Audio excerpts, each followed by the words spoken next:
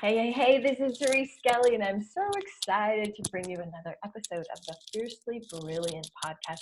My hypothesis is that there is brilliance in you.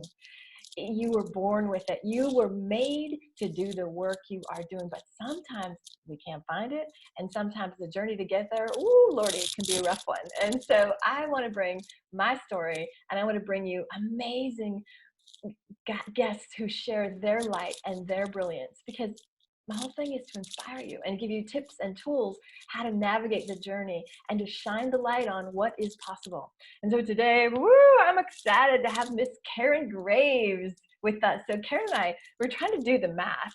We've been like girl crushing for lots of years, right? We were speakers 7 years ago, I don't know, like lots of years ago with a mutual friend, and we just have kind of watched each other from a distance with great respect. And so when she popped up recently, I'm like, you gotta come on my podcast. So Karen, I'm super excited to have you. So welcome. Thank you. I'm so super excited to be here and reconnected with you. Like you said, woman crush the whole time I've known you. It's just like, what's she doing? What's she doing? Yeah, I'm watching, right. admiring. It's kind of cool when you have a connection and you don't see people regularly, but when their face pops up, you're like, oh, you know what I mean? Like, I love that. So tell us, on these podcasts, I don't like to read a formal bio because I just mince all the words and I throw my stupid shit in about it. So I make things up. And so we will give you an official bio on the speaker page, but I think it's just better. Tell us what you do and what lights you up about it. Yeah, so what I do is I help those who want to go into online coaching and consulting get clients online. And, to do that organically, I like to do it with minimal spending. If you're going to spend anything, you'll spend your time, which is what you're doing anyway. But I don't want, I watched a lot of people burn through a lot of their cash reserves and resources to build a business and find themselves, basically cash poor and client low. And so I want to flip that script and making sure that people, first of all, that you get the clients that you absolutely love, that you are paid what your services are worth, and that you are doing the work that you're meant to do. So that is, I do some marketing, I do sales, but at the end of the day, I make sure that you are creating that income and that business that you want. Woo! I love that. Because I also have taught a lot of sales, and let's just talk about what holds people back from really stepping up and selling the hell out of themselves. Like what gets in the way of that? Yeah, it's so funny because when I started my business, I came from a sales background, like corporate sales, and I was a sales trainer. I managed sales trainers. Yeah. And it blew my mind that when it came to promoting myself and selling myself, I was so nervous about it, and I just really shrunk. Yeah. And what I've found from that is that, we're so good at promoting other people, but we all have these stories about what sales really is, and so we take this stance of we're taking away from somebody. And the truth of the matter is we're empowering people to make a decision to move forward in whatever direction that is. And it doesn't matter if you're buying toilet paper, paper, or if you're buying, if you're investing in coaching, you're helping somebody along the way. But we all look at it, we've all heard bad sales stories, we've all heard, and then it's the whole, how much do I charge? And then we've got our money stories. And so we bring all of that on board, and then we're scared to put ourselves out there because, at the end of the day, the biggest problem that we have and the biggest challenge is, what will people think of me? In my world, I call that shame. That is the voice of shame, right? And so I love the distinction because I always talk about, you're a little smidge younger than me, but 40, 50, 60s women, we didn't have Oprah, right? We were not raised to be shouting our praises. We weren't raised to be like, oh, I freaking rocked that. We didn't get that in our cultural conditioning. So for you to be a sales trainer in corporate, like that's cool. But then look, when you start your own business, it's like, what? I can't ask. You know what I mean? Like, oh my God, when you're doing it for somebody else, that's such a woman thing. Do it for somebody else and you'll rock it, but for yourself. So how did you overcome that? Like, cause that's a kind of a big hurdle. And I know now you've obviously on the other side of it, but talk about how you overcame that. getting comfortable asking and doing it consistently, even when it hurt, even when I was scared of it, even when, because did I know how much to charge out the bat? No, I had to come up with, well, what am I comfortable saying out loud? What makes sense for what I'm getting ready to do? And did I undercharge? Absolutely. Because I didn't raise your hand. Yeah. Right. And but it was just biting the bullet and having to say, and I started flipping it to, is it okay for me to share with you how I can help you? Because when I looked at it as, I'm just helping somebody, right. I really am. And if I can help, if they say yes, then let me show you what it looks like. And this is, if we're going to move forward, this is how we do it. Right. And from that point, it just started getting easier to say it. Now, was it always easy? No. Did I take rejection personally? Yes. I was like, oh my gosh. Yeah. And I had to say, you know what? They're not saying no to me. They're saying no to something that I'm saying about this offer right now. Right. So what do I need to know about the no? That, like if I don't personalize it, like if I really look at it objectively, what could they be saying no to? And once I started separating that, it was easier. Then it wasn't about me. It wasn't a personal attack. Right. If they really just meant no right now, and it took me quite a time to get there. Yeah. But in time, it's the asking, because if you stop asking, that's where you sit in this space, and man, can the stories come up, and man, can you can disappear. And trust me, I did that too. Like you could just totally just mute and go sit in the corner and be that humble girl that you were told to go be when you're growing up. And so I refused to just believe that I didn't have something of value to offer. And so I offered. Okay, hold on. My body's going, we have to deconstruct this. So the first thing I heard was that you set it up such that there was an invitation. It wasn't you doing sales to somebody. I always rail against this, the old, what do they call it? Like guerrilla sales tactics, self-selling.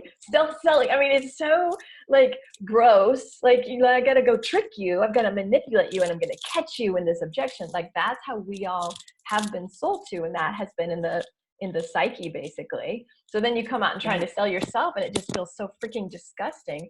So I love, Karen, that you shifted it to, wait, do you invite me to tell you how I could help you? Because at the bottom of selling is serving. And that's what I heard you shift into, like, oh, I'm all about that. Like, I'm just about to help you. Yep. And that's exactly what it was.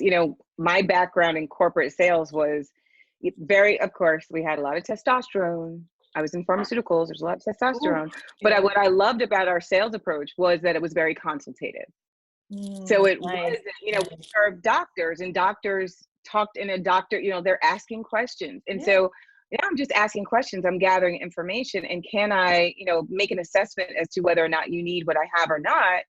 Then yes. And if I can help you, then I can help you, and I can just serve. And so it's a lot different than the hey bro, go out there and kill it. Yeah. we don't do bros here. No bros. But what I also loved, what you said was, again, I'm just going to put it in my language. You shifted it from being transactional. Transactional is, how can I charge this? How can I do this? Like, that's about me. And like, and that's where the gremlins, I call them mindset gremlins, will just come and they'll be little vultures. They'll just chew you to bits. And you shifted it to the transformational conversation. How can this service, it's not about me at all. I have a gift. This thing, this offering or this service can transform you. You can take it or not, right? So it's about the transformation. And I love.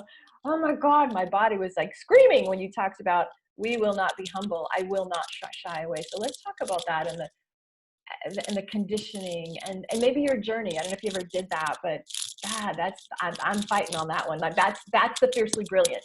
Like the opposite of that is to stand up and to be fiercely fucking brilliant. And that's who you are today. But sometimes it can feel really far away, when you've been socialized out of it, or life has kicked you in the head a bit. You've had some tough times. That fierce brilliance seems like, so do you have a story about that?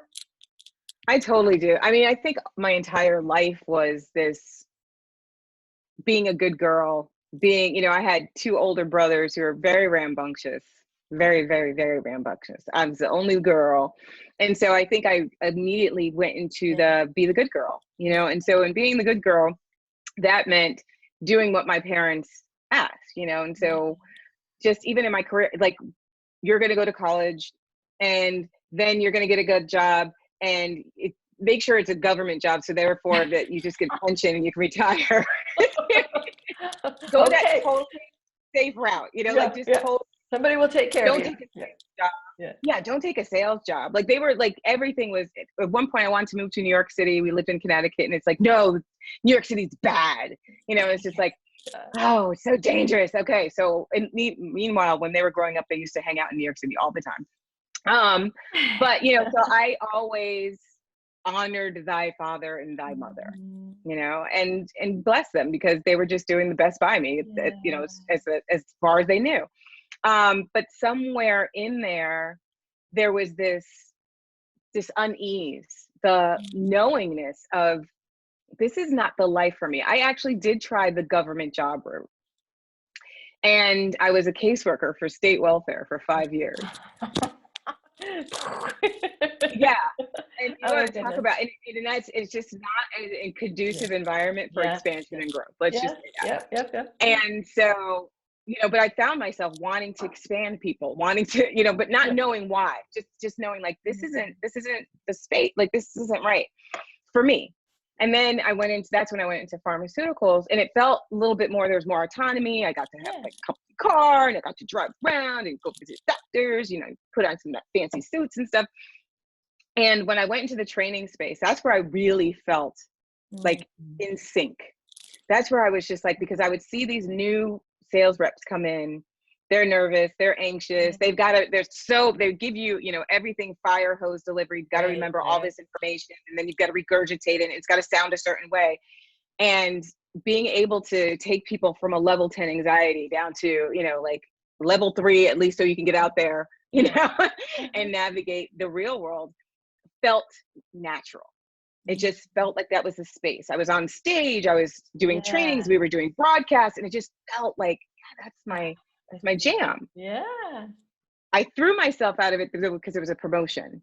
And so I went into the managing sales team, which was much more administrative, took me away from people. And then the same aching came back. I was like, this is not it. This is not the space. And about that time, I was starting my family. So I was having a new baby, but I have a stepdaughter who moved in with us. And so, you know, I was like, something's got to change. And I was like, I want to start a business, but I don't know what I want to do. And coincidentally enough, one of my colleagues had gone through a coaching certification, and she needed to do, you know, coach training. Yeah. Would I mind if she practiced on me? Oh, cool. Yeah. And from that experience, I was like, oh, this is what people do for a living? Like, I want to do that. And cool stuff. Yeah. So and so that's what led me down. I got laid off. I started this coaching business. Then I had to go sell myself. I didn't do that well. I spent all the money, ended up in bankruptcy, because I didn't know that really just going for that business was just being consistent with asking people to work with me. That was all I needed. And the good girl got quiet. Like, the point where I was putting money in front of me as, I need this marketing tool, and I need that because I need that stuff to amplify. I mean, I'm not enough. I can't do it. Is that what you're saying? Yeah. Right. Yeah. And so all these things, like the website and, you know, the drip funnels and all that, is to make me look bigger than I really feel that I am. Ooh. And so if I do that, then I look legit and I sound valid, and then I'm credible. And if all that does that for me, I don't have to sell as hard. They'll just come to me and they'll say, "You're brilliant, so therefore I want to work with you. Here is my money." So these, but it doesn't work that No, way. these are like just, I hope y'all are like getting the wisdom bombs here, because she's calling you out, and she's calling me out. Like, we have all done this, because at the bottom of us, this is shame. I'm not enough. And we could have fill in the blank. I'm not enough, because there's always some bullshit story about that. And so your strategy was to be the perfect overachieving good girl, and then surround yourself with the trappings. But how did you, like, when was the come to Jesus moment when you're like, oh, that's not working. Like, did you have one of those? Or 12 Yeah, of when those? you don't have any more resources. Yeah, when you don't have the money to spend anymore. You know, like when you really get down to the point of, okay, I've spent all my resources. It is just me. So now I have a choice. I can come out swinging and I can find my way, or I can pack up and just go get a job. Right. And I was just like, no, I made this decision that this is this path I'm supposed to go in. So I've got to, by any means necessary, keep going. And that means I've got to start speaking. And here's the thing, Teresa, I was doing some talks, but it was like Groundhog Day, because it would be like, here I am. I didn't get the response I wanted. I'm going away. Right, right. What I didn't understand was every time I didn't get the response I wanted, it was just an opportunity to look at what needs to be adjusted. Yeah. Because again, I'm not being rejected. It's what I'm putting out there is not being understood. There's something that's not making a connection. So therefore, there's an opportunity. This is just data. This is just information. I don't have to personalize it. Okay, I hope y'all heard that. I hope you're hearing that, because that is the game changer. Like the way I explain it is, you have to stop collapsing, and that's what you were doing. I'm out. Oh my God, it didn't work. I can't do it. Like, and so you get a burst, and then the little voice says, oh my God, nobody bought. I suck. I should get a job. Blah blah blah. But if you can frame it like your Karen is saying, is like, nope, it's just data. Okay, next. So maybe you tweak the audience, or maybe you tweak the offer, maybe you tweak the price, right? Just pretend it's a big science experiment and they're just little lab rats running around, right? Love that. That's it, because something will stick if you keep showing up and if you keep adjusting. Okay, but if you hold on. Something will stick if you keep showing up. You keep showing up. Yeah. Something will stick. But if you keep disappearing, it's like your market may be excited. You don't know. You know, like how many times have we all been on Facebook, right? And we might be posting every day. And then we stop and somebody that we don't even think is looking for us is like, hey, I haven't seen you online lately. Is everything okay? Yeah. Yeah. People are always watching. And we've got to remember that. But if we disappear, they'll watch somebody else very quickly. And they'll say, well, I guess you don't want to do this anymore. So I got to find somebody to follow, you know, so I would have loved to have followed you, but you're not giving me that opportunity anymore. So I'm going to move on. You're inspiring. You know, and thank you. It's easy enough to do. I mean, I'll tell you, once I had a one-day event, you know, I'm doing a one-day event. Woo! Yeah. And I was so proud because I filled the room. And you know, this was during the time frame, like, you know, we were being told the one day and the multi-day events and the fill the rooms and then get people running in the back of the room and buying your stuff.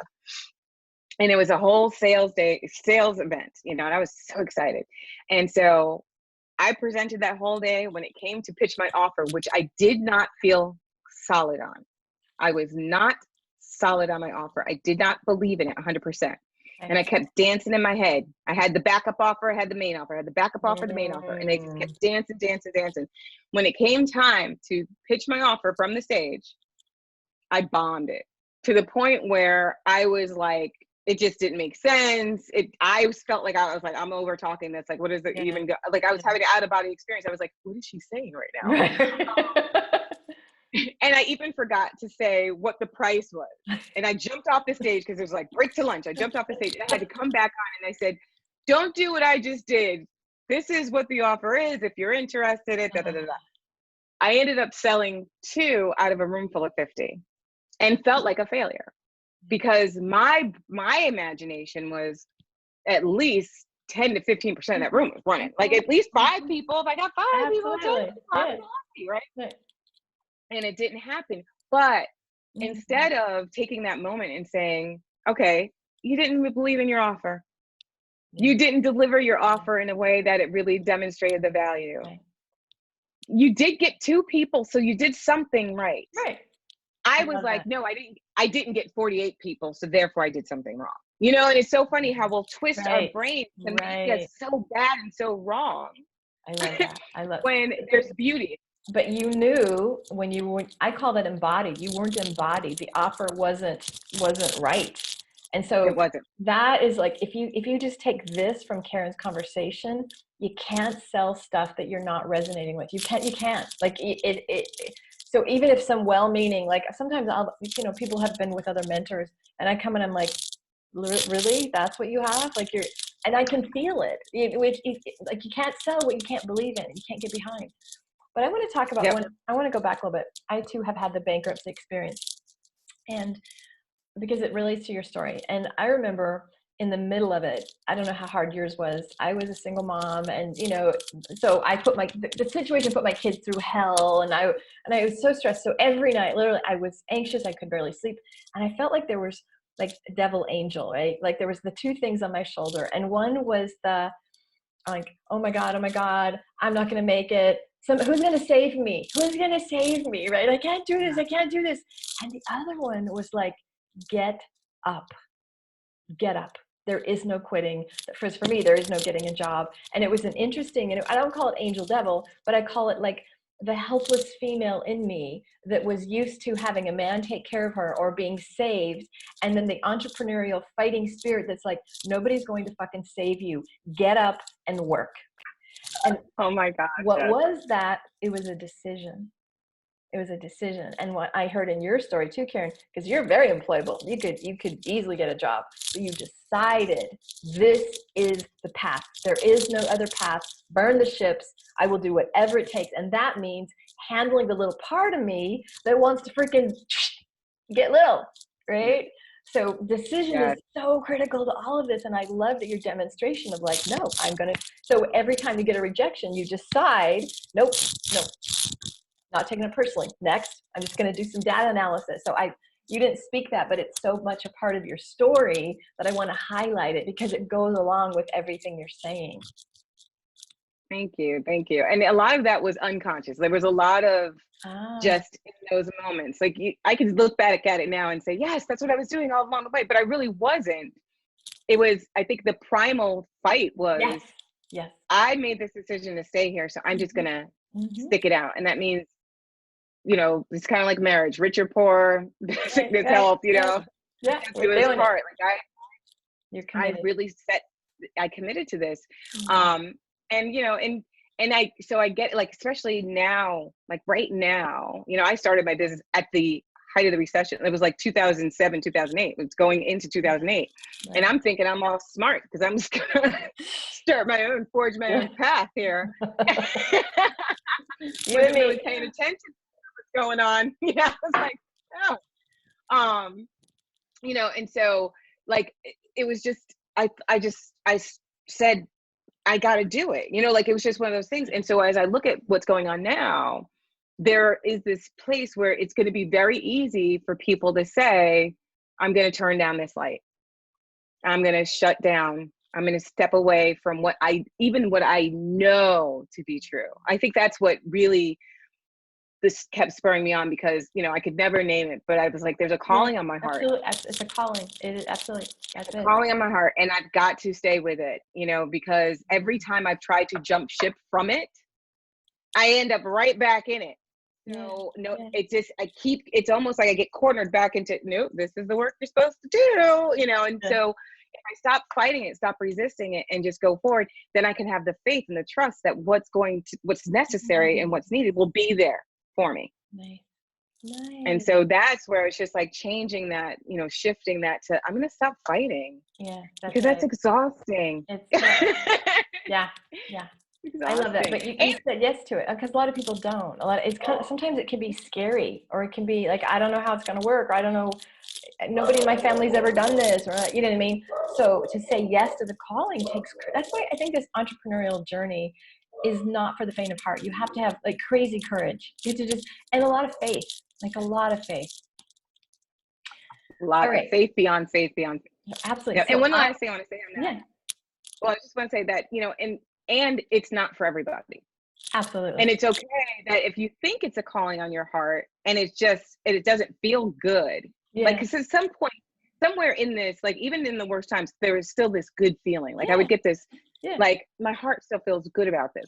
If you're not feeling it's good, then that's okay. Because maybe that's not your journey. And that's where you can also say, you know what, my calling is to be working in this field, still doing great work. I'm just in a different capacity. So that's really beautiful permission. So I'm thinking people watching this would be like, how the hell do I follow this woman? So how do they find you? And is there any gifts you have for my people today? Yes, I am KarenGravesCoaching.com. So you can go there. It's just as I spelled it, KarenGravesCoaching.com. And you could also find me on Facebook. I'm Karen Graves. I have a page on Facebook, but you can also friend me on Facebook. I'm very friendly. I'm always posting on my personal page. I'm on LinkedIn, not so much on Twitter. I'm on IG, not so much. So, but you know, Facebook, LinkedIn, my website. And yes, I would. So right now, because people are so uncertain about what direction to go and is this the right place for them to go, and even how do I sell at this time? Like what kind of money, you know, like should I be asking for money, or what is my offer really solid? I am inviting people to have a session with me where I will look at your offer and see, you know, like, does it need to be made over? Is it the right offer? Are you talking to the right audience? Do you have the right message? Are you going to be able to, you know, like to really sell in this market, in this climate? Because what I'm finding is that a lot of companies, like we're watching it, companies are pivoting, right? We're seeing that restaurants have to close down. So what are they doing? Curbside delivery, you know, pickup delivery. Our businesses are the same way. Our audiences have different needs now. And so we need to know to how can we help them, you know? And so this is where there's an opportunity to really scrutinize your own business and to match it to your audience. So if that's something that people are interested in, they just want this objective viewpoint of this is what you can really sell right now, and this is the direction you can go, and something that you can get really excited about, then I would love to help. And once you say the URL for that, or I'll just put in the show notes as well. Yeah, I think you have to put it in the notes. Like, okay. Yep, got it. Remember. Got it. No worries. All right. This has been so, and if you're wondering what she's talking about, reference to toilet paper in restaurants, we're recording this right in the middle of the pandemic, right at the very beginning weeks of states of emergency. And so in a year, if you're listening to this, you'll be like, we lived through it. All was well. Thank you, God.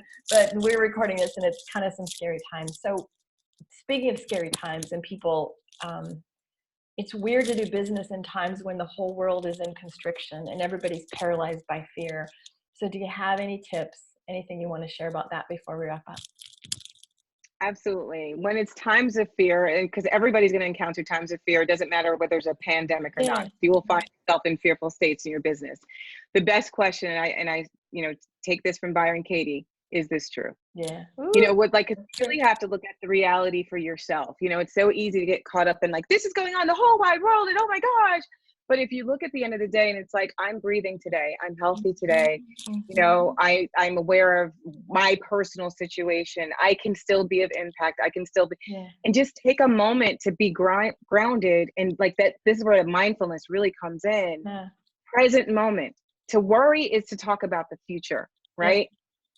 What's good is that? We don't know what the future is even on a good day, right? And so past is done. So bring yourself to present, ask yourself what's true for you, and stay grounded, and you'll be fine. You will be fine. I'm so glad I had you on today. This was such a beautiful interview. I love your wisdom, your story. You are an absolute inspiration. And so if you're listening, I want you to really glean the nuggets that Karen talked about, is that we have been acculturated to play small, be nice. But you get a badass woman here that demonstrated that path out of that, right? With grace. Karen's, I love the grace and what you bring. So I would love you to leave comments below in wherever you're watching this, and let us know if there's any way we can support you. So peace and blessings. Much love. Bye.